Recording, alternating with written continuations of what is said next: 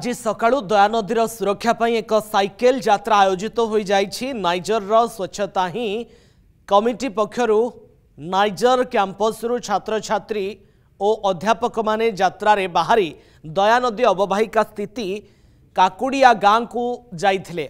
प्रथमे दयानदी कूल स्थिति देखा सहित किभली एहार सुरक्षा करा जाई पारिबो एहा उपरे ग्रामवासी आलोचना करा जाइथिला।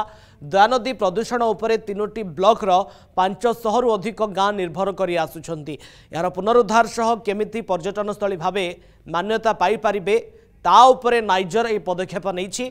दयानदी ठारू चिलिका पर्यंत एक नौविहार करा जाई पारिबो।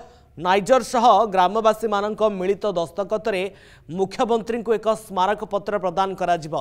सरकार एथिपाई नाइजर सहायता भी लोडिले सेथिपाई अनुष्ठान प्रस्तुत थिबा कहिसंती निर्देशक। आम मुख्यमंत्री को अनुरोध करूँ जे से केमिति ये जो नदीर दयानदी जोटा कि कलिंग युद्ध ये होता आ जोटा भुवनेश्वर आरंभ करके जाऊँगी आम चिलिका को तो केमिति पानी को आकु माने जो इंडस्ट्री जहाँ आसूची मैला बा आम सीवेज लाइन जहाँ मैला आसूँ केमिति नदी भितर को पशब ना आ जहाँफल कि यहाँ प्रदूषण मुक्त हो पार।